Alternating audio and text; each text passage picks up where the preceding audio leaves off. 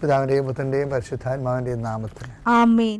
അമ്മേ പരിശുദ്ധ അമ്മേ, അമ്മേ പരിശുദ്ധ ദൈവമാതാവേ, കൃപാസനത്തിലൂടെ ഞങ്ങൾക്കും ഞങ്ങളുടെ ദേശത്തിനും അമ്മ മധ്യസ്ഥം തേടി തന്ന എല്ലാ അനുഗ്രഹങ്ങൾക്കും കൃപകൾക്കും ഞങ്ങളിപ്പോൾ ഹൃദയം നിറഞ്ഞ നന്ദി പറയുന്നു.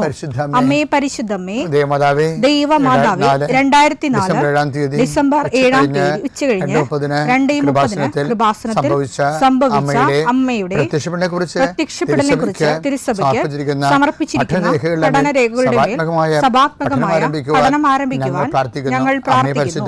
അമ്മേ പരിശുദ്ധമേ, ഭൂസ്വർലോകങ്ങളുടെ രാജ്ഞിയായ അങ്ങേയ്ക്ക് ഭൗമസംരക്ഷണത്തിനായി പ്രപഞ്ചപ്രകൃതിയെ തന്നെ തിരുസഭ പ്രതിഷ്ഠിക്കുവാൻ ഈ പ്രത്യക്ഷീകരണം വഴി ഇടയാക്കണമേ. പരിശുദ്ധമേ, ജപമാല മാതാവേ, സകല കൃപാസനം പ്രാർത്ഥനയോടും ചേർത്ത് ഞങ്ങളിപ്പോൾ പ്രാർത്ഥിക്കുന്ന ഈ കുടുംബത്തിന്റെ പ്രത്യേക നിയോഗം മക്കളെ.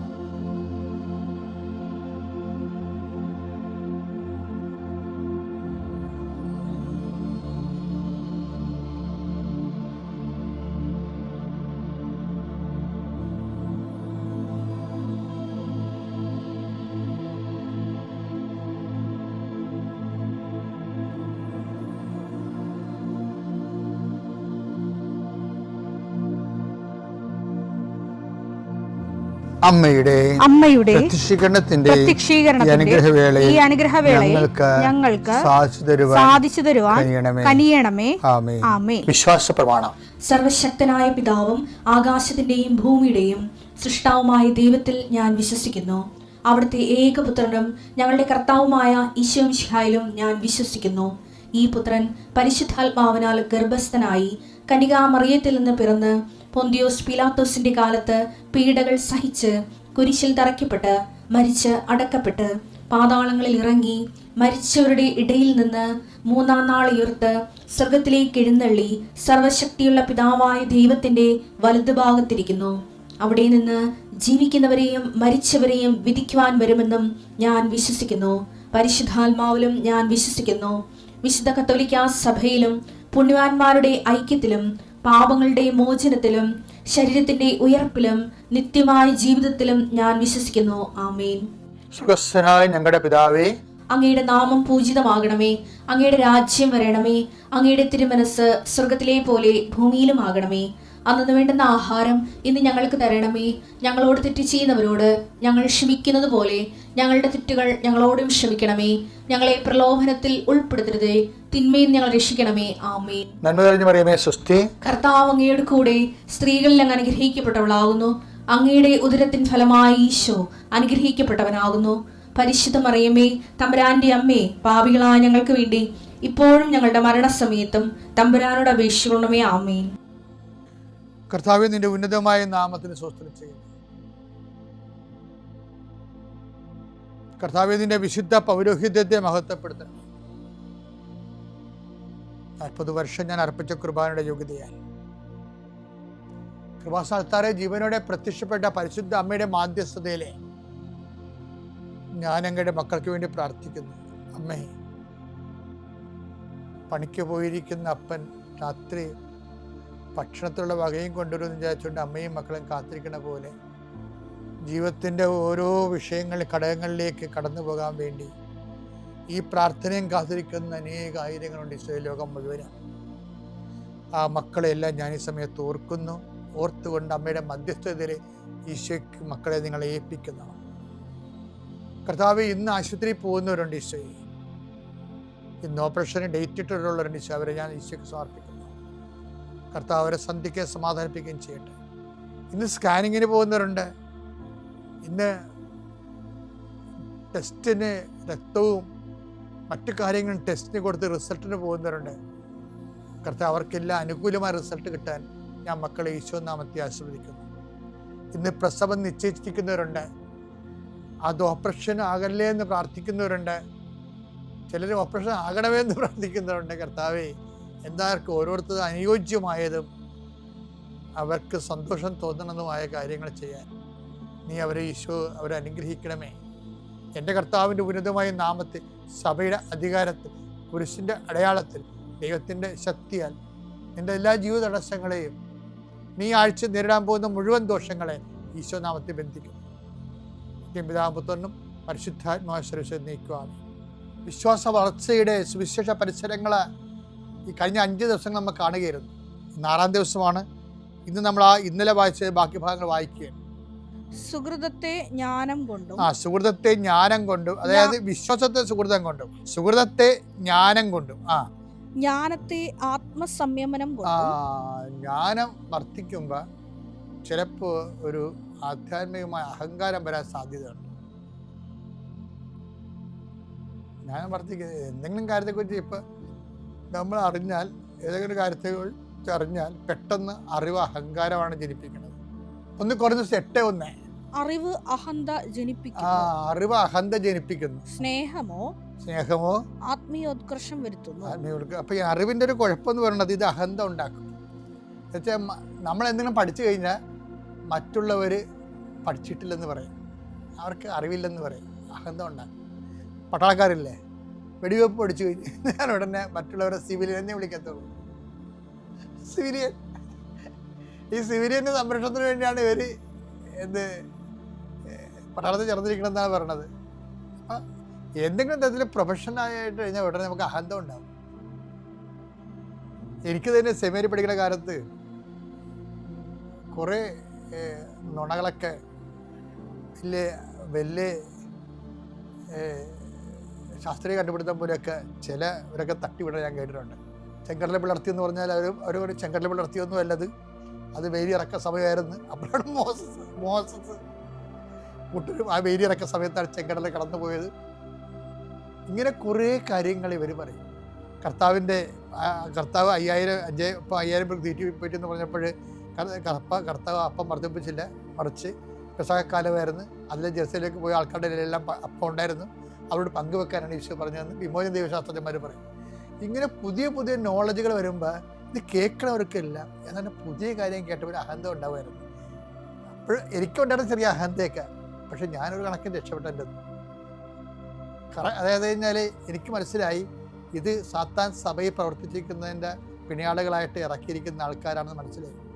സുവിശേഷത്തിൻ്റെ ശക്തി ചോർത്തിക്കളയുന്ന എല്ലാ റാഷണലൈസേഷനും യൂറോപ്യൻ സഭ എവിടെയാണ് കൊണ്ടേ ആക്കിയത് അവിടെ നമ്മളെയും കൊണ്ടേ ആക്കും. കാരണം ചരിത്രമൊന്നും പറയേണ്ട കാര്യമില്ല.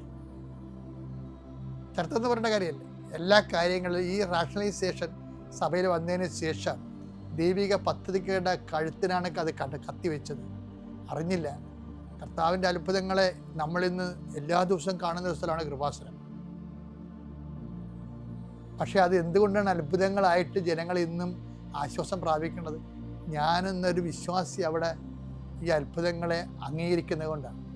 എൻ്റെ സ്ഥാനത്ത് വേറെ ആൾ വന്ന് ബുദ്ധിപരമായിട്ടാണ് വിഷയം കാണുന്നുണ്ടെങ്കിൽ കർത്താവ് ചാപ്റ്റർ ക്ലോസ് ചെയ്ത് അയാളെയും ക്ലോസ് ചെയ്യും, സ്വസ്ഥാനം ക്ലോസ് ചെയ്യും. ഒരു സംശയമില്ല കാര്യത്തിൽ. കാര്യം ദൈവികമായ പദ്ധതികളെ എളിമയോടെ അംഗീകരിക്കണം. വിശ്വാസം നമുക്ക് നൽകേണ്ടത് എളിമയും ദൈവിക പദ്ധതികളോടുള്ള ഒരു സമർപ്പണവുമാണ് ശരിക്കും വരണത്. അങ്ങനെ അതിൻ്റെ അമ്മ പ്രത്യക്ഷപ്പെടാൻ കാരണം.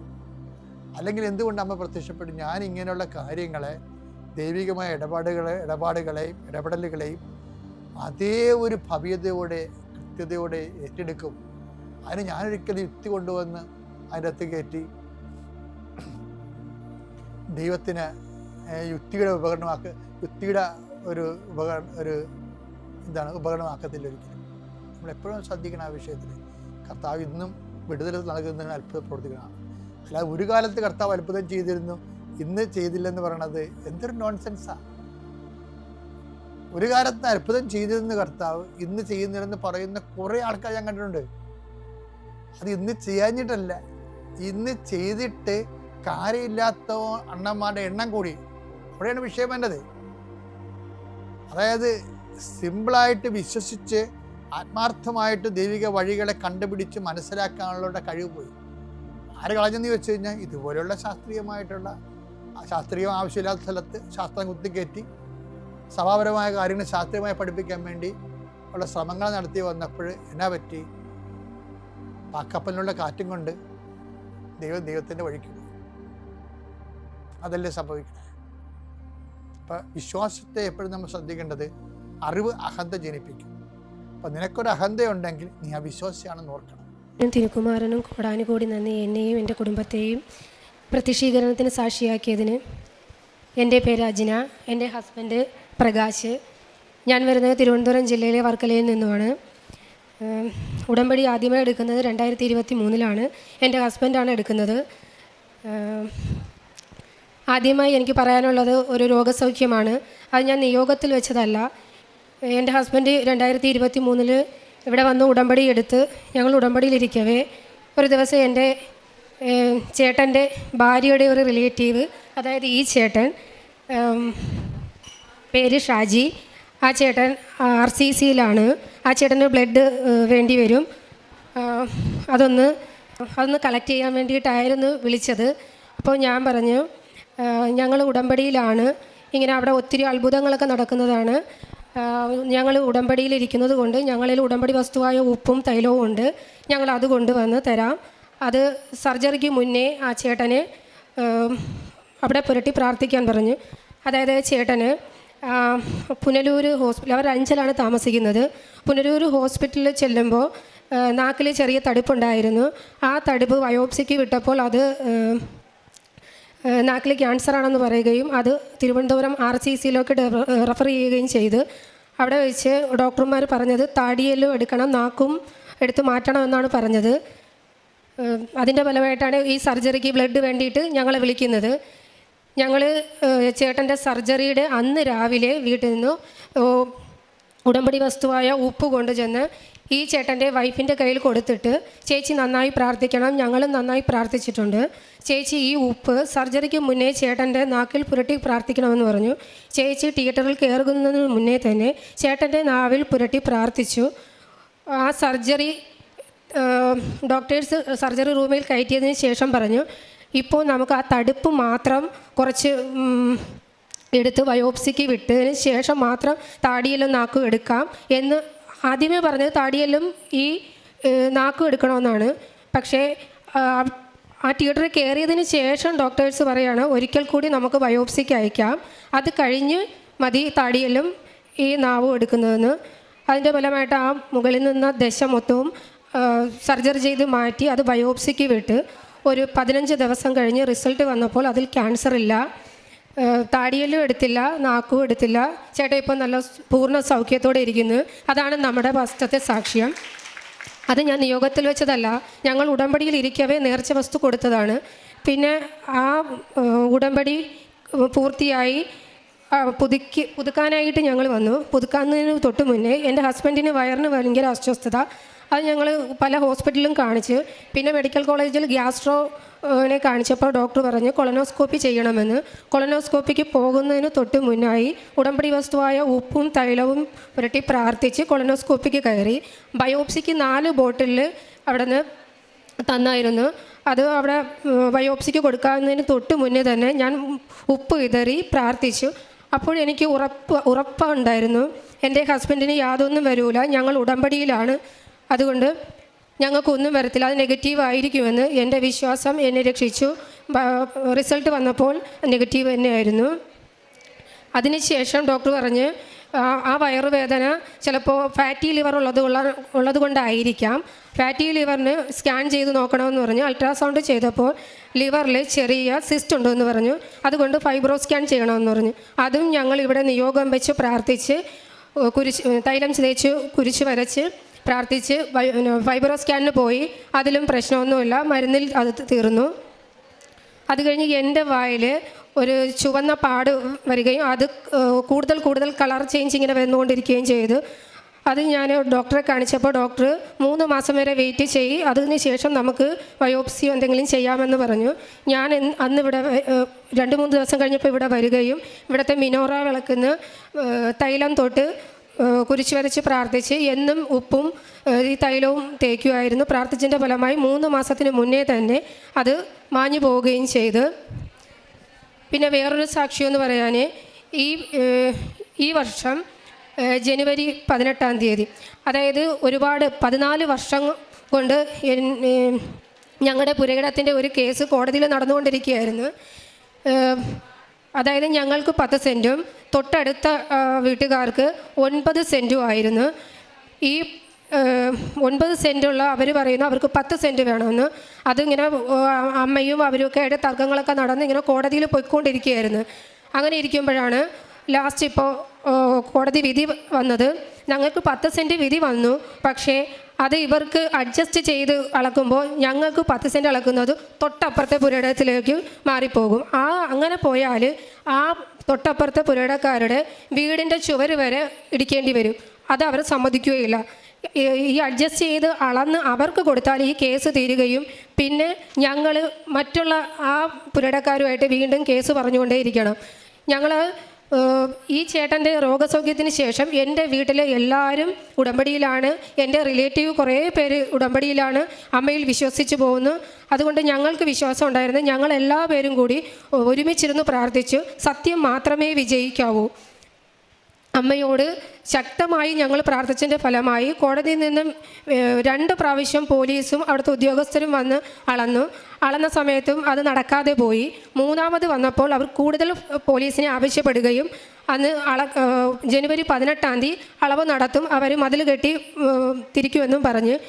പക്ഷേ അതിന് തൊട്ട് മുമ്പായിട്ട് 18-ന് മുന്നേ എന്തെങ്കിലും ചെയ്തില്ലെങ്കിൽ ഇനി ഇത് നമുക്കൊന്നും ചെയ്യാൻ പറ്റുകയില്ല. അങ്ങനെ ഞങ്ങൾ അമ്മയോട് ശക്തമായി പ്രാർത്ഥിച്ചതിൻ്റെ ഫലമായിട്ട് ഒരു ഉദ്യോഗസ്ഥനെ കണ്ടുമുട്ടുകയും ആ ഉദ്യോഗസ്ഥനോട് എൻ്റെ ഈ കാര്യങ്ങളെല്ലാം പുരയിടത്തിൻ്റെ കാര്യങ്ങളെല്ലാം പറഞ്ഞപ്പോൾ ആ ഉദ്യോഗസ്ഥൻ എൻ്റെ നിന്ന് ആ ഡോക്യുമെൻ്റ് എല്ലാം മേടിച്ച് പരിശോധിക്കുകയും എന്നിട്ട് പറഞ്ഞു,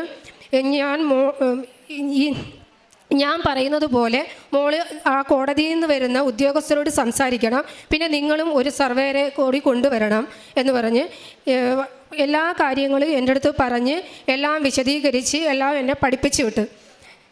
18-ാം തീയതി വരുമെന്ന് പറയുന്നതിൻ്റെ തലേന്ന് ഒരു സർവേരെ ഞങ്ങൾ വിളിക്കുകയും ആ ചേട്ടൻ വരാമെന്ന് പറയുകയും ചെയ്തു.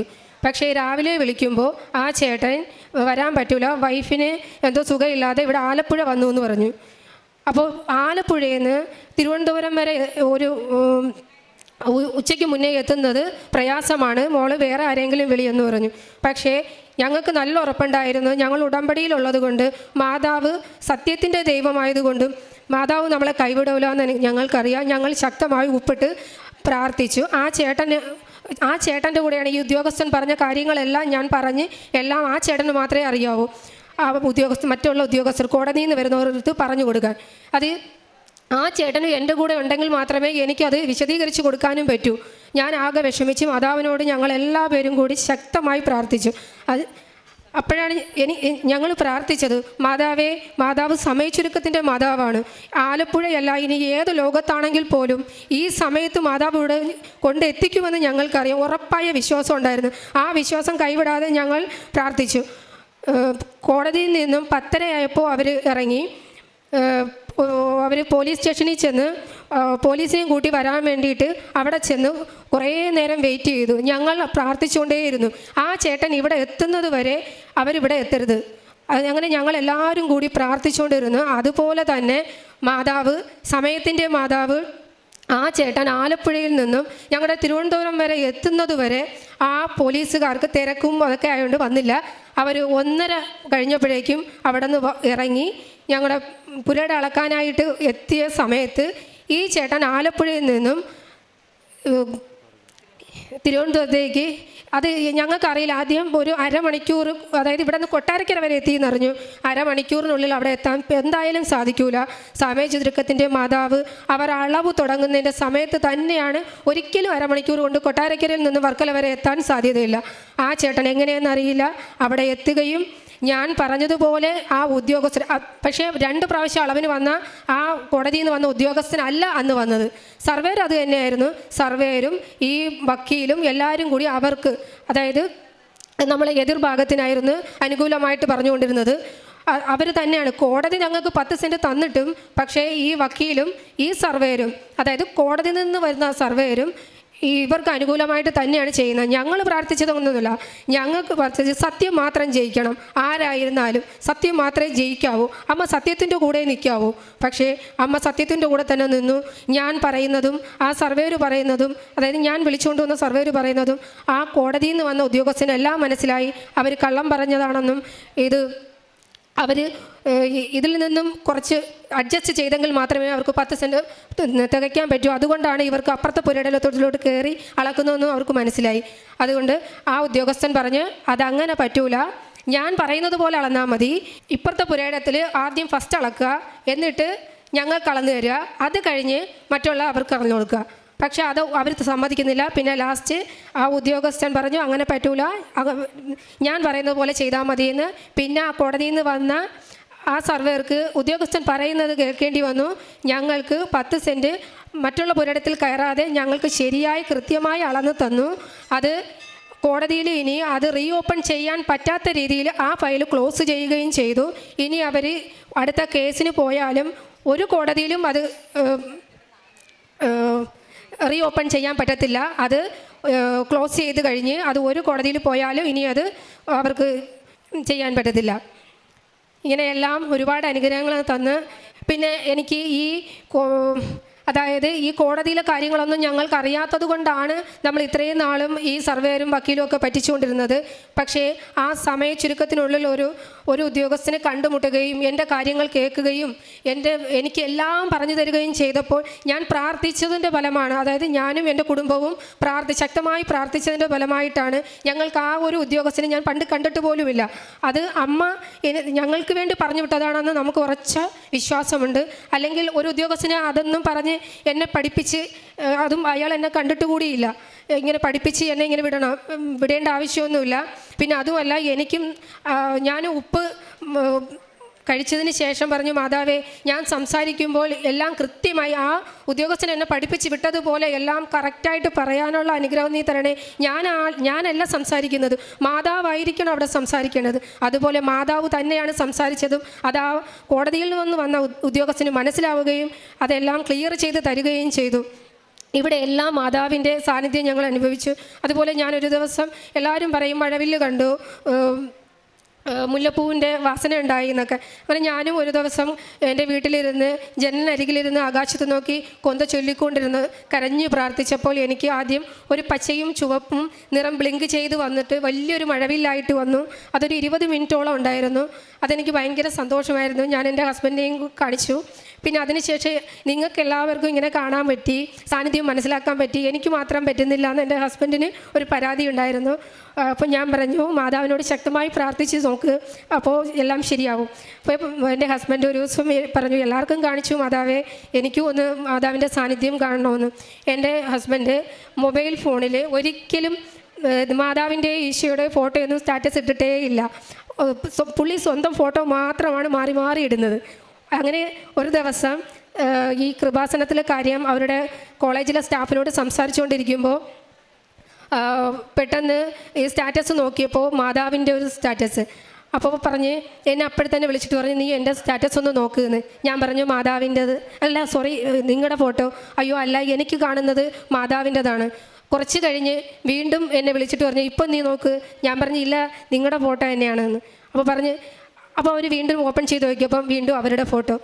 അങ്ങനെ ഒരു സാന്നിധ്യം എൻ്റെ ഹസ്ബൻഡിനുണ്ടായി. പിന്നെ കാരുണ്യ പ്രവൃത്തി ചെയ്യുന്നത് ഞങ്ങൾക്കൊരു ഗ്രൂപ്പുണ്ട്.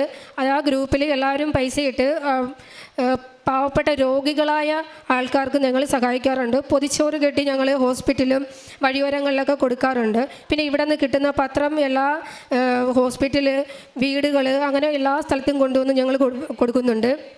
പിന്നെ ആറ്റിങ്ങൽ കരുണാലയത്തിൽ പോയി ഞങ്ങളവിടെ വയസ്സായ അമ്മമാരെ കുളിപ്പിക്കുകയും അവർക്ക് ഭക്ഷണം കൊടുക്കുകയും അവിടുത്തെ ചേച്ചിമാരെ സഹായിക്കുകയൊക്കെ ചെയ്യുന്നുണ്ട്. ഇതൊക്കെയാണ് ഞങ്ങൾ ചെയ്യുന്ന കാരുണ്യ പ്രവൃത്തികൾ. ഈ ആദ്യമൊക്കെ ഉടമ്പടി എടുത്തപ്പോൾ ഞാൻ അങ്ങനെ വലുതായി പ്രാർത്ഥനയൊന്നും ഇല്ലായിരുന്നു. പിന്നെ ഈ ചേട്ടൻ്റെ രോഗസൗഖ്യത്തോടു കൂടി ഞങ്ങളെല്ലാവരും വിശ്വാസത്തിലേക്ക് വന്നു. ഇപ്പോൾ ഞങ്ങൾ എല്ലാ ദിവസവും രാവിലെയും വൈകുന്നേരവും പ്രാർത്ഥനയുണ്ട്. പിന്നെ എനിക്ക് കൊന്ത ഒരു ചേച്ചിയുടെ നിന്ന് ഞങ്ങളത് പഠിച്ച് ഞങ്ങളിപ്പോൾ എല്ലാവരും കൊന്ത ചൊല്ലും. എല്ലാ ദിവസവും ബൈബിൾ വായിക്കും. ഇതൊക്കെയാണ് ആത്മീയ ജീവിതത്തിൽ എനിക്ക് വന്ന മാറ്റങ്ങൾ. ഹസ്ബൻഡും കൊന്ത ചൊല്ലും, ബൈബിൾ വായിക്കും. എല്ലാ ദിവസവും അച്ഛൻ്റെ ഡെയിലി ബ്രെഡ് കാണും. ഇതെല്ലാം ഞങ്ങൾ ചെയ്യുന്നുണ്ട്. ഇതാ ഞാൻ നിന്നോട് കൂടെയുണ്ട്, നീ പോകുന്നിടത്തെല്ലാം ഞാൻ നിന്നെ കാത്തു രക്ഷിക്കും. ഉൽപ്പത്തി 28:15 പരിശുദ്ധ അമ്മ ജീവനോടെ പ്രത്യക്ഷപ്പെട്ട ഈ ആലയത്തിൽ വന്ന് പ്രാർത്ഥിക്കുന്ന മക്കളെ ഓരോരുത്തരെയും കണ്ണുനീരോടെ കൈവിടില്ല എന്നുള്ളൊരു അമ്മയാണ്. സമയച്ചുരുക്കത്തിൻ്റെ അമ്മയാണ് നമ്മുടെ കൂടെയുള്ളത്. വിശ്വാസം മാത്രമാണ് അമ്മയ്ക്ക് ആവശ്യം. വിശ്വാസത്തെ കൂടുതൽ വിശ്വസ്തതയാണ്. ഉടമ്പടി ജീവിതം വിശ്വസ്തയോടെ മുന്നോട്ട് നയിക്കുമ്പോൾ ഈശോയും അമ്മയും നമ്മുടെ കൂടെ നിൽക്കുകയാണ്. ഈ മക്കളിൽ പറഞ്ഞതുപോലെ വിശ്വാസത്തോടെ പ്രാർത്ഥിക്കുന്നതെല്ലാം നിങ്ങൾക്ക് ലഭിക്കുമെന്നാണ് മത്തായിയുടെ സുവിശേഷം 21:22 പറയുന്നത്. ഈ മക്കൾ പ്രാർത്ഥിച്ചതെല്ലാം വിശ്വാസത്തോടെ വിശ്വസ്തയോടെയാണ്. അതുകൊണ്ടാണ് ഓരോന്നും നമ്മൾ പ്രതീക്ഷിക്കാത്ത രീതിയിലാണ് അമ്മ ഇവരുടെ കാര്യത്തിൽ ഇടപെടുന്നത്. റോമാക്കാർക്ക് ഇതേ ലേഖനത്തിൽ 10:11 പറയുന്ന പോലെ അവനിൽ വിശ്വസിക്കുന്ന ഒരുവനെ ലജ്ജിക്കേണ്ടി വരികയില്ല എന്നാണ് വിശുദ്ധ ഗ്രന്ഥത്തിൽ പറയുന്നത്. വിശ്വാസത്തിൽ ഉറച്ചു നിൽക്കുന്ന മക്കളുടെ കൂടെ, ഉടമ്പടി ജീവിതം നയിക്കുന്ന മക്കളുടെ കൂടെ എപ്പോഴും ഈശോയും അമ്മ മാതാവുമുണ്ട്.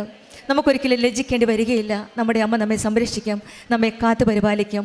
നമുക്കും ഈശോയുടെ അമ്മയോടും ചേർന്ന് നിൽക്കാം. ഇതാ ഞാൻ നിന്നോട് കൂടെയുണ്ട്, നീ പോകുന്നിടത്തെല്ലാം ഞാൻ നിന്നെ കാത്തു രക്ഷിക്കുമെന്നാണ് ദൈവവചനം പറയുന്നത്. കൃപാസനം ദൈവസാന്നിധ്യത്തിൻ്റെ അനുഭവ സ്ഥലമാണ്. ഇവിടെ എത്തുന്ന നാം ഓരോരുത്തരും ദൈവസാന്നിധ്യം അനുഭവിച്ചറിയുകയാണ്. ഒരിക്കലും നാം ഒറ്റയ്ക്കല്ല, ദൈവമുണ്ട് കൂടെ. പരിശുദ്ധ അമ്മയാണ് നമ്മുടെ ജീവിതം മുന്നോട്ട് പോകാനുള്ള ധൈര്യം നൽകുന്നത്. പരിശുദ്ധ അമ്മ നമ്മെ ഈ ദൈവസാന്നിധ്യത്തിലേക്ക്, ദൈവാനുഭവത്തിലേക്ക് നമ്മെ നയിക്കട്ടെ എന്ന് പ്രാർത്ഥിക്കാം. പ്രകാശിനും അജീനയ്ക്കും ഈ സഹോദരനും ലഭിച്ച എല്ലാ അനുഗ്രഹങ്ങൾക്കും നമുക്ക് കരങ്ങളടിച്ച് ദൈവത്തെ മഹത്വപ്പെടുത്താം. ജിനി, ഞാൻ തൃശ്ശൂർ ജില്ലയിലെ കുഴൂർ മേരി ഇമ്മാക്കുലേറ്റ് ചർച്ച് ഇടവകയിൽ നിന്നാണ് വരുന്നത്. ഞാൻ UK-യിലാണ് ഇപ്പോൾ വർക്ക് ചെയ്യുന്നത്. പരിശുദ്ധ അമ്മ മാതാവ് പ്രത്യക്ഷപ്പെട്ട ഈ അൾത്താരയിൽ വന്ന് നിന്ന് സാക്ഷ്യം പറയുന്നതിനെ അനുഗ്രഹിച്ച ഈശോയ്ക്കും പരിശുദ്ധ അമ്മയ്ക്കും ഒരുപാട് നന്ദി. ഞാൻ കൃപാസനത്തെക്കുറിച്ചിട്ട് ഞാൻ മുന്നേ കേട്ടിട്ടുണ്ട്. ഞാൻ 2 പ്രാവശ്യം ഇവിടെ വന്നിട്ടുണ്ട്. പക്ഷേ ഉടമ്പടി എടുക്കുന്നത് ഇന്നാണ് ആദ്യമായിട്ട് ഉടമ്പടി എടുക്കുന്നത്. ഓൺലൈൻ ഉടമ്പടി മുന്നേ എടുത്തിരുന്നു. പരിശുദ്ധ അമ്മ വഴി എനിക്ക് ലഭിച്ചൊരു ജോലി ലഭിച്ചൊരു സാക്ഷ്യത്തെക്കുറിച്ച് പറയാനാണ് ഞാനിപ്പോൾ ഇവിടെ നിൽക്കുന്നത്. ഞാൻ 2022 മെയ്യിലാണ് ഞാൻ സ്റ്റുഡൻറ്റ് വിസയിൽ UK-യിൽ പോകുന്നത്. അവിടെ ചെന്ന് MSc ബയോമെഡിക്കൽ സയൻസാണ് ഞാൻ പഠിച്ചത്. ഗ്രാജുവേഷൻ കഴിഞ്ഞ് ഞാൻ 2 വർഷത്തെ PSW എടുത്തു. അത് കഴിഞ്ഞ് എനിക്ക് അവിടെ കണ്ടിന്യൂ ചെയ്യണമെന്നുണ്ടെങ്കിൽ ഒരു സ്പോൺസർഷിപ്പ് വേണമായിരുന്നു. അപ്പം ഞാൻ എൻ്റെ പ്രൊഫഷനിൽ വർക്ക് ചെയ്യണമെന്നുണ്ടെങ്കിൽ അവിടെ ഒരു രജിസ്ട്രേഷൻ ആവശ്യമുണ്ടായിരുന്നു. HSCBC എന്ന് പറഞ്ഞിട്ടുള്ളൊരു രജിസ്ട്രേഷൻ. ആ രജിസ്ട്രേഷൻ എടുത്ത് എനിക്ക് ആ സമയത്ത് ഒരു റിസർച്ച് ലാബിൽ ജോലി കിട്ടിയിരുന്നു. പക്ഷെ അതൊരു ടെമ്പററി ജോബായിരുന്നു. അപ്പോൾ ആ ഒരു എക്സ്പീരിയൻസും വെച്ച് ഞാൻ ജോലിക്ക് അപ്ലൈ ചെയ്യാൻ തുടങ്ങി സ്പോൺസർഷിപ്പിന് വേണ്ടിയിട്ട്. NHS-ലാണ് ഞാൻ മെയിനായിട്ട് നോക്കിയിരുന്നത് ജോലി. എനിക്കൊരു 8-9 ഇൻ്റർവ്യൂസൊക്കെ വന്നു. പക്ഷേ എനിക്കൊന്നിനും സെലക്ഷൻ കിട്ടിയില്ല. അപ്പം ഞാൻ ആ സമയത്ത് എനിക്ക് ഭയങ്കര വിഷമമായി. ഇങ്ങനെ ഇരിക്കുന്ന സമയത്താണ് ഞാൻ യൂട്യൂബിലൊരു സാക്ഷ്യം കേൾക്കാനിടയായി. യൂട്യൂബിലെ സാക്ഷ്യം ഒരു UK-യിൽ തന്നെയുള്ളൊരു ചേച്ചിയുടെ ആയിരുന്നു. അപ്പോൾ അത് കണ്ടപ്പോൾ ഞാനിങ്ങനെ കൂടുതൽ സാക്ഷ്യങ്ങൾ കേൾക്കാൻ തുടങ്ങി. പ്രാർത്ഥന കൂടുതൽ, അതായത് ജപമാല ഒക്കെ ആ സമയത്ത് കുറവായിരുന്നു ചെല്ലുന്നത്. അതൊക്കെ കൂടുതൽ ചെല്ലാൻ തുടങ്ങി. സാക്ഷ്യം കേട്ടുകൊണ്ട് തന്നെ ജോലിക്ക് അപ്ലൈ ചെയ്യാൻ തുടങ്ങി. അങ്ങനെ ഇരിക്കുന്ന സമയത്ത് ഒരു പ്രൈവറ്റ് ഹോസ്പിറ്റലിൽ എനിക്കൊരു ബയോമെഡിക്കൽ സയൻറ്റിസ്റ്റിൻ്റെ പോസ്റ്റ് കണ്ടു. ഞാൻ അപ്ലൈ ചെയ്തു. എനിക്കതിന് ഇൻ്റർവ്യൂ കിട്ടി. എനിക്കൊരു 1.5 മണിക്കൂർ ട്രാവൽ ഉണ്ടായിരുന്നു ആ സമയത്ത് ഇൻ്റർവ്യൂവിന് എത്താൻ വേണ്ടിയിട്ട്. പോകുന്ന വഴി ഫുള്ള് ഞാൻ ജപമാല ചൊല്ലി പ്രാർത്ഥിച്ചു. സാധാരണ പോകുമ്പോൾ ഞാൻ ക്വസ്റ്റ്യൻസ് റിവൈൻഡ് ചെയ്യുക ചെയ്യാറ്. പക്ഷേ ഈ പ്രാവശ്യം ഞാൻ ഫുൾ ടൈം ജപമാല ചൊല്ലി പ്രാർത്ഥിച്ചു. മാതാവിനോട് ഞാൻ ഒരൊറ്റ കാര്യം ചോദിച്ചുള്ളൂ, എന്നോട് എൻ്റെ എക്സ്പീരിയൻസ് റിലേറ്റഡ് ക്വസ്റ്റ്യൻസ് എന്ത് വേണമെങ്കിലും ചോദിച്ചോ, വേറെ ഒന്നും ചോദിക്കരുത്. അവിടെ ചെന്നു അത്ഭുതം എന്നോണം എന്നോട് ഞാൻ എന്ത് ചോദിക്കാൻ പറഞ്ഞു അത് മാത്രം ചോദിച്ചു. എനിക്ക് ഇൻ്റർവ്യൂ സെലക്ഷൻ കിട്ടി. അവിടെ ഞാൻ ജോലിക്ക് കയറി. സ്പോൺസർഷിപ്പ് അവർ എനിക്ക് തരാമെന്ന് പറഞ്ഞു. പ്രൊബേഷൻ പീരീഡ് ഉണ്ടായിരുന്നു 3 മാസം. അപ്പോൾ ഞാൻ എൻ്റെ ഫ്രണ്ട്സിൻ്റെ അടുത്തൊക്കെ പറഞ്ഞു എനിക്ക് മാതാവ് വഴി ജോലി കിട്ടി. വീട്ടിലൊക്കെ വിളിച്ച് പറഞ്ഞു. ഞാനിവിടെ വന്ന് ഹസ്ബൻഡിൻ്റെ അടുത്ത് പറഞ്ഞു എനിക്ക് ഇവിടെ വന്ന് മാതാവിനോട് നന്ദി പറയണം. ഹസ്ബൻഡിന് വിശ്വാസമൊക്കെ കുറവായിരുന്നു, എന്നാലും എന്നെ കൊണ്ടുവരാമെന്ന് പറഞ്ഞു. അങ്ങനെ ഞങ്ങൾ കഴിഞ്ഞ വർഷം ഇവിടെ വന്നിട്ടുണ്ടായിരുന്നു. ഇവിടെ വന്ന് അതുപോലെ തന്നെ തിരിച്ചു പോയി. പ്രാർത്ഥിച്ചോന്ന് ചോദിച്ചു കഴിഞ്ഞാൽ എനിക്കിവിടെ വന്ന് ചൂട് ഒട്ടും പറ്റണില്ല. പെട്ടെന്ന് തന്നെ തിരിച്ചു പോയി. ഞാൻ അവിടെ ചെന്നു. ഞാൻ ലീവ് ചെന്ന് കഴിഞ്ഞപ്പോൾ മാനേജറുടെ അടുത്ത് എൻ്റെ വിസയുടെ കാര്യങ്ങൾ ചെയ്യാൻ വേണ്ടിയിട്ട് ഞാൻ ചെന്നു. അപ്പോൾ എന്നോട് മാനേജർ പറഞ്ഞു, HR പറഞ്ഞത് ആ സമയത്ത് UK-യിൽ വിസ റൂൾസ് ഒരുപാട് ചേഞ്ചസ് വന്നിട്ടുണ്ടായിരുന്നു. സാലറി ത്രഷോൾഡൊക്കെ ഒത്തിരി കൂട്ടിയേക്കുമായിരുന്നു സ്പോൺസർഷിപ്പിന് വേണ്ടിയിട്ട്. അപ്പോൾ എനിക്ക് സ്പോൺസർഷിപ്പ് തരണമെന്നുണ്ടെങ്കിൽ എനിക്ക് തരുന്നതിനും ഒരു 10,000 pounds എക്സ്ട്രാ അവർ പേ ചെയ്യണം. അതിനവർ വില്ലിങ് അല്ല. അത് കാരണം കൊണ്ട് നിങ്ങൾക്ക് ഇവിടെ വിസ ഉള്ളിടത്തോളം കാലം ഇവിടെ നിൽക്കാം, അത് കഴിഞ്ഞ് എനിക്ക് പോവാം അങ്ങനെ പറഞ്ഞു. ഞാനപ്പോൾ കംപ്ലീറ്റ് തകർന്നു പോയി. എനിക്ക് എന്താ ചെയ്യേണ്ടതെന്ന് അറിയില്ല. കാരണം എനിക്കിനി 5 മാസം കൂടിയാണ് എനിക്കിനി ഉള്ളൂ. അതിനുള്ളിൽ എനിക്കൊരു ജോലി കണ്ടുപിടിക്കണം. അപ്പോൾ പെട്ടെന്ന് തന്നെ എൻ്റെ മനസ്സിലേക്ക് ഓടി വന്നത്, എനിക്ക് മാതാവ് തന്ന ആ അനുഗ്രഹത്തിനെ കൂടുതൽ പേരിലേക്ക് സാക്ഷ്യപ്പെടുത്തുന്നതിനോ അല്ലെങ്കിൽ ഉടമ്പടി എടുത്ത് എൻ്റെ ജീവിതം ആത്മീയമായിട്ട് കൂടുതൽ നന്നാക്കുന്നതിന് പകരം ഞാൻ ചെയ്തെന്താണെന്ന് എനിക്കറിയാം. അപ്പോൾ എൻ്റെ തെറ്റെനിക്ക് മനസ്സിലായി. അപ്പോൾ ആ സമയം തന്നെ ഞാൻ ഉടമ്പടി എടുക്കാൻ ശ്രമിച്ചു. കൂടുതൽ വേറെ ജോലിക്ക് അപ്ലൈ ചെയ്യുന്നതിന് മുൻപ് തന്നെ എനിക്ക് എൻ്റെ ഒരു മെറിറ്റിൽ എനിക്ക് യാതൊരു വിശ്വാസം ഉണ്ടായിരുന്നില്ല. അങ്ങനെ ഞാൻ ഓൺലൈനിൽ ഉടമ്പടി എടുക്കാമെന്ന് വിചാരിച്ചു. പക്ഷേ ഉടമ്പടി എടുത്തു കഴിഞ്ഞിട്ടുണ്ടെങ്കിൽ എനിക്ക് പൂർത്തിയാക്കാൻ പറ്റുമെന്ന് എനിക്കറിയില്ല. എൻ്റെ ഹസ്ബൻഡും പറഞ്ഞു, നിന്നെക്കൊണ്ട് ഇതൊന്നും സാധിക്കില്ല, വേണ്ടാത്ത പണി വാങ്ങിച്ചു വെക്കരുത്. പക്ഷേ ഞാൻ എന്നിട്ട് എനിക്ക് ആ സമയത്ത് വചനങ്ങളിൽ കിട്ടുന്നത് മൊത്തം കൃപാസനത്തെക്കുറിച്ചിട്ടും ഉടമ്പടിയെ കുറിച്ചിട്ടൊക്കെയാണ്. അപ്പോൾ ഞാൻ വിചാരിച്ചു എന്തായാലും ഉടമ്പടി എടുക്കാം. അങ്ങനെ ഞാൻ എടുക്കാൻ നോക്കി. ആദ്യത്തെ പ്രാവശ്യം എനിക്ക് എന്തോ ഓൺലൈൻ ഇഷ്യൂ കാരണം കൊണ്ട് പറ്റിയില്ല. അപ്പോൾ എനിക്ക് ഭയങ്കര സങ്കടമായി. മാതാവ് ഉപേക്ഷിച്ചു. അപ്പോൾ പിന്നെ ഞാൻ ആലോചിച്ചപ്പോൾ ഞാൻ കുമ്പസാരിച്ചിട്ട് ഒത്തിരി നാളായി. പ്രാർത്ഥനാ ജീവിതം ഒന്ന് ട്രാക്കിലായതാണ്, പിന്നെയും താളം തെറ്റി. അങ്ങനെ ഞങ്ങൾ 2 പേരും കൂടി കൂടുതൽ സമയം പ്രാർത്ഥിക്കാൻ തുടങ്ങി. ഞാൻ എന്നിട്ട് കുമ്പസാരിച്ച് ഞായറാഴ്ച ഒരു ദിവസം ഏപ്രിൽ 4 ഓൺലൈൻ ഉടമ്പടി എടുത്തു. ഒരുങ്ങി വന്ന് ഓൺലൈൻ ഉടമ്പടി എടുത്തു. അപ്പോൾ എനിക്ക് അച്ഛൻ്റെ നമ്മുടെ ഓൺലൈൻ ഉടമ്പടി എടുക്കുമ്പോൾ ഒരു സന്ദേശം കിട്ടുമല്ലോ, അത് കണ്ടപ്പോൾ തന്നെ എനിക്ക് പകുതി ശ്വാസം അതായത് എനിക്കൊരു ഭയങ്കര റിലീഫായിരുന്നു അത് കണ്ടപ്പോൾ തന്നെ. അങ്ങനെ ഞാൻ ഉടമ്പടിയിൽ പ്രാർത്ഥന ചൊല്ലാൻ തുടങ്ങി. കാരുണ്യ പ്രവർത്തികളായിട്ട് വീട്ടിലേക്ക് പൈസ അയച്ചു കൊടുത്തിട്ട് അഗതി മന്ദിരത്തിലും വൃദ്ധസദനത്തിലൊക്കെ പൈസ കൊടുക്കാൻ പറഞ്ഞു. പിന്നെ ആത്മീയമായിട്ട് ഞങ്ങൾ കുടുംബ പ്രാർത്ഥന അല്ലെങ്കിൽ ഞങ്ങൾ പെട്ടെന്ന് സ്പീഡിൽ കുടുംബ പ്രാർത്ഥന എത്തിച്ച് തീർക്കാൻ നോക്കുമായിരുന്നു. അപ്പോൾ ഞങ്ങൾ എക്സ്ട്രാ സമയം മറ്റുള്ളവർക്ക് വേണ്ടി പ്രാർത്ഥിക്കാനായിട്ട് ഞങ്ങൾ മാറ്റിവെച്ചു. അതായത് പലവിധ സാഹചര്യങ്ങളിൽ ബുദ്ധിമുട്ട് അനുഭവിക്കുന്നവർക്ക് വേണ്ടിയിട്ട് ഒരു മണിക്കൂർ ഞങ്ങൾ പ്രാർത്ഥനയിൽ സമയം കണ്ടെത്തി ഞങ്ങൾ പ്രാർത്ഥിച്ചു. പിന്നെ ഞാൻ ബൈബിൾ വായിക്കാറുണ്ടായിരുന്നു, സന്ധ്യപ്രാർത്ഥന, പ്രഭാത പ്രാർത്ഥന എല്ലാം ചെയ്തു. അച്ഛൻ്റെ ഡെയിലി ബ്രെഡൊക്കെ കണ്ട് സ്റ്റാറ്റസ് ഇടുമായിരുന്നു. അങ്ങനെ ഞാൻ എന്നിട്ട് സാക്ഷ്യങ്ങൾ എനിക്ക് കേൾക്കാനായിട്ട് ഒരുപാട് ഇഷ്ടമാണ്. അപ്പോൾ അടയാളം ചോദിച്ച് പ്രാർത്ഥിക്കാൻ തുടങ്ങി. കാരണം എനിക്ക് എന്തായാലും ഒരു സ്ട്രോങ് എവിഡൻസ് വേണം, ഞാൻ മാധവനോട് പറഞ്ഞു. അങ്ങനെ ഞാൻ പ്രാർത്ഥിച്ച് കുറച്ച് ദിവസം കഴിഞ്ഞപ്പോൾ തന്നെ സെൻറ്റ് മേരീസ് ഹോസ്പിറ്റൽ എന്ന് പറഞ്ഞിട്ട് ഒരു ഹോസ്പിറ്റലൊരു അഡ്വർടൈസ്മെൻറ്റ്, എൻ്റെ പ്രൊഫഷൻ തന്നെ ബയോമെഡിക്കൽ സയൻറ്റിസ്റ്റ്. അപ്പോൾ എനിക്ക് സന്തോഷമായി. ഞാൻ അതെടുത്ത് നോക്കിയപ്പോൾ പക്ഷേ വേറൊരു ഡിപ്പാർട്ട്മെൻ്റ് ആയിരുന്നു, മൈക്രോബയോളജി ഡിപ്പാർട്ട്മെൻ്റ് ആയിരുന്നു. അപ്പോൾ എനിക്ക് പിന്നെയും നിരാശയായി. എന്നാലും ഞാൻ പ്രാർത്ഥിച്ചു. പക്ഷേ വിത്തിൻ 2 days ആ സെയിം ഹോസ്പിറ്റലിൽ തന്നെ ബയോകെമിസ്ട്രിക്ക് ഒരു വേക്കൻസി ഓപ്പണായി. അപ്പോൾ എനിക്ക് എൻ്റെ മനസ്സ് മാതാവ് എന്നോട് പറഞ്ഞു, ഇത് നിനക്കുള്ള ജോലിയാണ്. ഞാൻ അപ്പം തന്നെ എൻ്റെ ഹസ്ബൻഡ് അടുത്ത് പറഞ്ഞു, കാരണം എനിക്കൊരു തെളിവ് വേണമല്ലോ, ഞാൻ ഇതിന് അപ്ലൈ ചെയ്യാൻ പോവാണ്, എനിക്ക് ജോലിക്ക് എന്തായാലും ഇൻ്റർവ്യൂ കോൾ വരും, നോക്കി വെച്ചോളാൻ പറഞ്ഞു. അങ്ങനെ തന്നെ ഇൻ്റർവ്യൂ കോൾ വന്നു. ഇൻ്റർവ്യൂ അറ്റൻഡ് ചെയ്യാനായിട്ട് അതൊരു ഐലൻഡായിരുന്നു, UK തന്നെയുള്ള ഒരു ഐലൻഡായിരുന്നു. ഇൻ്റർവ്യൂ ചെയ്യുന്നതിന് വേണ്ടിയിട്ട് എനിക്ക് അങ്ങോട്ട് പോകാനായിട്ട് പറ്റില്ലായിരുന്നു. കാരണം ഞാൻ കറൻ്റ്ലി വർക്ക് ചെയ്യുന്ന സ്ഥലത്ത് സ്റ്റാഫിന് ഷോർട്ടേജ് ഉള്ളത് കൊണ്ട് എനിക്ക് ലീവ് എടുക്കാൻ പറ്റില്ല. അപ്പോൾ ഞാൻ ആദ്യം വിചാരിച്ചു സിക്ക് എടുത്തിട്ട് നോണ പറഞ്ഞ് നമുക്ക് പോകാമെന്ന് വിചാരിച്ചു. പിന്നെ ഞാൻ വിചാരിച്ചു അല്ല, ഞാൻ ഉടമ്പടിയിലാണ്, ഇങ്ങനെ ചെയ്ത് കഴിഞ്ഞിട്ടുണ്ടെങ്കിൽ മാതാവ് തരാനിരിക്കുന്ന അനുഗ്രഹം കൂടി എനിക്ക് തരില്ല. അങ്ങനെ ഞാൻ മാനേജറുടെ അടുത്ത് പോയി സംസാരിച്ചു. മാനേജർ എന്നോട് പറഞ്ഞു, 1 മണിക്കൂർ നീ റിലീവ് ചെയ്തിട്ട് അറ്റൻഡ് ചെയ്തോളാൻ പറഞ്ഞു. അങ്ങനെ ഞാൻ എൻ്റെ ജോലി സ്ഥലത്ത് തന്നെ ഇരുന്ന് ഓൺലൈനിൽ ഇൻ്റർവ്യൂ അറ്റൻഡ് ചെയ്തു. അപ്പോൾ എൻ്റെ കയ്യിലൊരു കൃപാസനത്തിലെ പത്രം ഉണ്ടായിരുന്നു.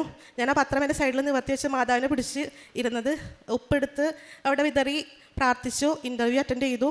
ഇൻ്റർവ്യൂവിൻ്റെ അന്ന് ഞാൻ ലൈറ്റ് ക്യാൻഡിൽ പ്രയർ റിക്വസ്റ്റ് ഇട്ടിട്ടുണ്ടായിരുന്നു. അങ്ങനെ ഇൻ്റർവ്യൂവിൽ ഇങ്ങനെ ക്വസ്റ്റ്യൻസ് ചോദിക്കുമ്പോൾ കോമൺ ആയിട്ട് ചോദിക്കുന്ന ഒരു ക്വസ്റ്റ്യനാണ്, നമ്മളിപ്പോൾ എന്താ ഈ ഒരു പർട്ടിക്കുലർ ജോബ് എടുക്കാൻ എന്തെങ്കിലും പ്രത്യേകിച്ച് റീസൺ ഉണ്ടോ, ഈ ഒരു ഹോസ്പിറ്റൽ എടുക്കാനായിട്ട് എന്തെങ്കിലും റീസൺ ഉണ്ടോ, സ്ഥലം എടുക്കാൻ റീസൺ ഉണ്ടോ, അങ്ങനെയൊക്കെ ചോദിക്കും. അപ്പോൾ എന്നോട് ചോദിച്ചു, ഈ ഒരു ഹോസ്പിറ്റൽ എടുക്കാൻ എന്തെങ്കിലും റീസൺ ഉണ്ടോ. അപ്പോൾ ഞാൻ പറഞ്ഞു, മാതാവിൻ്റെ നാമധേയത്തിലുള്ള ഒരു ഹോസ്പിറ്റലാണിത്, ഒരു മരിയൻ ഭക്തിയാണ് ഞാൻ. അപ്പോൾ എനിക്കിവിടെ ജോലി കിട്ടുകയാണെങ്കിൽ എനിക്കത് ഭയങ്കര സന്തോഷമായിരിക്കുന്നു, ഞാനത് പറഞ്ഞു. അങ്ങനെ ഇൻ്റർവ്യൂ ഒക്കെ സ്മൂത്തായിട്ട് കഴിഞ്ഞു. നെക്സ്റ്റ് ട്യൂസ്ഡേ എനിക്ക് അവർ ഔട്ട്കം പറയാമെന്ന് പറഞ്ഞു. അപ്പോൾ എനിക്ക് എപ്പോഴും അപ്പോൾ ഒരു പോസിറ്റീവ് മൈൻഡായിരുന്നു. ഞാൻ ഹസ്ബൻഡിൻ്റെ അടുത്ത് പറഞ്ഞു, എനിക്ക് എന്തായാലും കിട്ടും എന്ന് ഞാൻ പറഞ്ഞിട്ടുണ്ടായിരുന്നു. പ്രത്യേകിച്ച് ചൊവ്വാഴ്ചയും കൂടിയാണ്. അപ്പോൾ എനിക്ക് ഭയങ്കര സന്തോഷമായി. എന്നിട്ട് ഞാൻ അതിന് മുന്നേ ഞാൻ ഡേറ്റ് ഇട്ട് പ്രാർത്ഥിച്ചിട്ടുണ്ടായിരുന്നു. ഞാൻ വണക്കമാസം, മാതാവിൻ്റെ മാസമായിട്ടുള്ള മെയ് 30 മുൻപ് തന്നെ എനിക്കൊരു ഡിസിഷൻ വേണമെന്ന് പറഞ്ഞിട്ടുണ്ടായിരുന്നു. അങ്ങനെ മെയ് 24 അവരെന്നെ ഫോൺ ചെയ്യുന്നത്. അവർ എന്നെ ഔട്ട്കം പറയുമെന്ന് പറഞ്ഞ ആ ദിവസം മൊത്തം ഞാൻ മനുഷ്യന് അസാധ്യമായത് ദൈവത്തിന് സാധ്യമാണെന്നുള്ള ഒരു വചനം ഉരുവിട്ട് പ്രാർത്ഥിച്ചുകൊണ്ടിരുന്നു. പിന്നെ ഞാൻ മാതാവിനോട് വീട്ടിൽ നിന്ന് ഇറങ്ങണേക്ക് മുന്നേ ഞാൻ പറഞ്ഞിരുന്നു, എവിടെ വെച്ചാണോ എന്നെ അവർ വിളിച്ച് പറയണേ അവിടെ നിന്ന് പോസിറ്റീവ് ആണെന്നുണ്ടെങ്കിൽ ഞാൻ മുട്ടുകുത്തിന്ന് വിശ്വാസ പ്രമാണം ചൊല്ലി എൻ്റെ വിശ്വാസം പ്രഖ്യാപിക്കുമെന്ന് പറഞ്ഞിട്ടുണ്ടായിരുന്നു. അങ്ങനെ അവരെന്നെ വിളിച്ചു. എനിക്ക് ആ ഒരു ജോലിക്ക് സെലക്ഷൻ കിട്ടി. എനിക്ക് അവർ സ്പോൺസർഷിപ്പ് തന്നു. ഇപ്പം ഞാൻ അവിടെ സെൻറ്റ് മേരീസ് ഹോസ്പിറ്റലിൽ ഞാനൊരു ബയോമെഡിക്കൽ സയൻറ്റിസ്റ്റായിട്ട് ഞാൻ വിചാരിച്ച ഒരു സെക്ഷനിൽ തന്നെ ഞാൻ വർക്ക് ചെയ്യുവാണ്. പരിശുദ്ധ അമ്മയും ഈശോയും കൂടി എനിക്ക് ഞങ്ങളുടെ കുടുംബത്തിനും തന്ന ഈ അനുഗ്രഹത്തിന് ഞാൻ ഒത്തിരി നന്ദി പറയുന്നു. ഇതാണ് എൻ്റെ ആദ്യത്തെ സാക്ഷ്യം. രണ്ടാമത്തെ സാക്ഷ്യം എന്ന് പറയുന്നത് എൻ്റെ കൊച്ചിനെ കുറിച്ചിട്ടാണ്. എൻ്റെ മോളുടെ പേര് കാതറിൻ. അവൾ നാട്ടിലാണ്, ഇവിടെയാണ് നിൽക്കുന്നത്. അപ്പോൾ ഭയങ്കര വാശിയും പിന്നെന്താ പറയുക, ഞങ്ങൾ കൂടെ ഇല്ലാത്ത കാരണം കൊണ്ട് സ്കൂളിൽ പോകാനൊക്കെ ഒത്തിരി മടിയായിരുന്നു. സ്കൂളിൽ പോയാൽ തന്നെയും ക്ലാസ്സിൽ പറയുന്നത്, ഇപ്പോൾ ബാക്കിയുള്ള പിള്ളേരോട് പറയുന്നത് ഇവൾ കേൾക്കില്ല.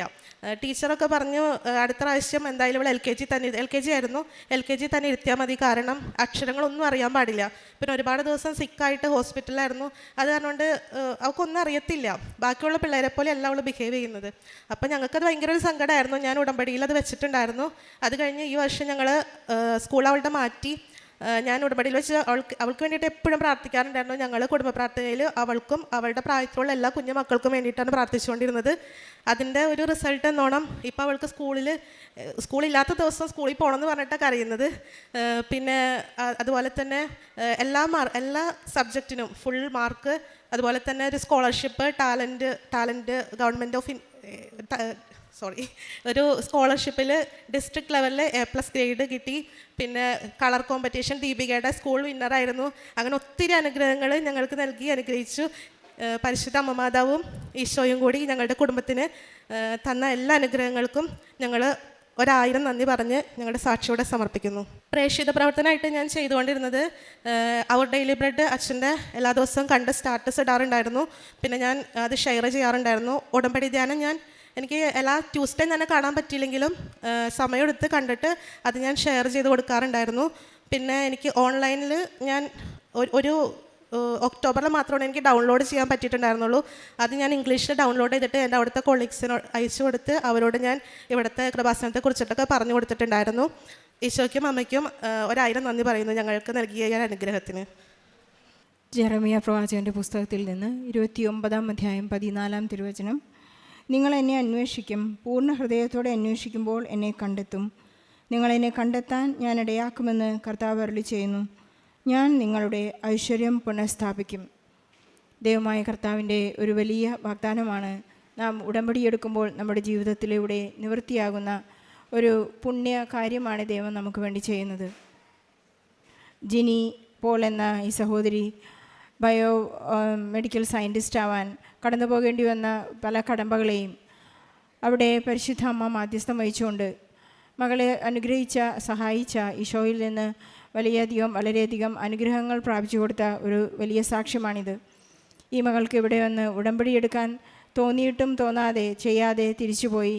അവിടെ ചെന്നപ്പോഴാണ് പരിശുദ്ധ അമ്മയുടെ മാധ്യസ്ഥത്തിൻ്റെ പരിശുദ്ധ അമ്മ തന്നെ ക്ഷണിക്കുന്നു എന്നൊക്കെയുള്ള ഒരു തോന്നലിൽ ഈ മകൾക്ക് ഓൺലൈൻ ഉടമ്പടി എടുത്ത് പ്രാർത്ഥിക്കാനുള്ള പ്രചോദനം ഉണ്ടാവുകയും, ഓഫ്ലൈനിൽ നാം തീർത്ഥാടക ഉടമ്പടി എടുത്ത് എങ്ങനെയാണോ ഇവിടെ പ്രാർത്ഥിക്കുന്നതും പ്രവൃത്തികൾ ചെയ്യുന്നതും പ്രാർത്ഥനകൾ ചെയ്യുന്നതെല്ലാം തന്നെ ഈ മകൾ പ്രേക്ഷിത പ്രവർത്തനമായും കാരുണ്യ പ്രവൃത്തികളായും കൃത്യമായി അത് ചെയ്യാനുള്ള ഒരു വലിയ മനസ്സ് ആ മകൾക്കുണ്ടായി.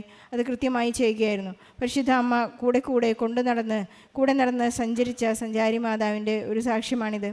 മകൾക്ക് സമയച്ചുരുക്കത്തിലാണ് ആ ഒരു വലിയ ജീവിതഭാരം. എത്ര തന്നെ ബുദ്ധിയുണ്ടെന്ന് പറഞ്ഞാലും, എത്ര തന്നെ കാലിബറുള്ള ആളുകളായാലും പരീക്ഷണഘട്ടം ഒരു പരീക്ഷണഘട്ടം തന്നെയാണ്. അതിലൂടെ കടന്നു പോകുന്നവർക്ക് ഒരു ടണലിലൂടെ കടന്നു പോകുന്ന എക്സ്പീരിയൻസ് എപ്പോഴും ഉണ്ടാകും. അതാണ് പരീക്ഷ. അതുകൊണ്ട് ഈ മകൾക്ക് അങ്ങനെയുള്ളൊരവസരത്തിൽ ഇൻ്റർവ്യൂസും പരീക്ഷകളുമെല്ലാം പരിശുദ്ധ അമ്മയുടെ മധ്യസ്ഥതയിൽ ഇവിടുത്തെ കൃപാസനം പത്രവും നിറച്ച വസ്തുക്കളായ ഉപ്പും എല്ലാം കൈപിടിച്ച് പോയപ്പോഴുണ്ടായിരുന്ന ഒരു അപാര ധൈര്യം ഈ മകൾക്കുണ്ടായി. ഞാൻ ഉടമ്പടി ചെയ്തത് അങ്ങയെ സ്നേഹിക്കാനാണ്, അങ്ങയെ സാക്ഷ്യപ്പെടുത്താനാണ്, അങ്ങയുടെ മഹത്വം വെളിപ്പെടുത്താനാണെന്നെല്ലാം നാം ഒരു വാക്ക് ഈശോയ്ക്ക് കൊടുത്താലാണ് നമ്മുടെ ഈശോ നമ്മിൽ വളരെ പെട്ടെന്ന് പ്രവർത്തിക്കാനായി പരിശുദ്ധാമ്മ നമുക്ക് വേണ്ടി മാധ്യസ്ഥം അപേക്ഷിക്കുന്നത്. നമുക്കറിയാം, ദൈവവചനം അനുസരിച്ച് ജീവിക്കുകയും അതനുസരിച്ച് പ്രവർത്തിക്കുകയും ചെയ്യുന്നവരാണ് എൻ്റെ അമ്മയും സഹോദരനും എന്ന് ഈശോ ഓർമ്മിപ്പിക്കുന്നുണ്ട്. ആരാണ് എൻ്റെ അമ്മ, ആരാണ് എൻ്റെ സഹോദരൻ എന്നൊക്കെ ഈശോ ചോദിക്കുന്നതിൻ്റെ ഒരു ഉത്തരമാണ്. അവിടുന്ന് പറയുന്നത് പോലെ ചെയ്യുക എന്നാണ് പരിശുദ്ധാമ്മ നമ്മെ ഓർമ്മിപ്പിക്കുന്നത്. ഇവരൊക്കെയാണ് ഈശോയുടെ വചനം അനുസരിച്ച് അതനുസരിച്ച് ജീവിക്കുന്നവരാണ് ഈശോയുടെ അമ്മയും സഹോദരനും എന്ന് ഈശോ നമ്മെ ഓർമ്മിപ്പിക്കുന്നുണ്ട്. ബഹുമാനപ്പെട്ട ജോസഫ് അച്ഛൻ നമ്മെ ഓർമ്മിപ്പിക്കുന്നത്, വിശ്വാസിയാകാൻ ഒരു സാധാരണ സൺഡേ കാറ്റഗിസം മാത്രം മതി, പക്ഷേ ഒരു സാക്ഷിയാകാൻ നമുക്ക് സുവിശേഷം അറിയണം എന്ന് അച്ഛൻ നമ്മെ ഓർമ്മിപ്പിക്കുകയാണ്. നമുക്കെപ്പോഴും സുവിശേഷത്തിന് സാക്ഷികളായിരിക്കാം.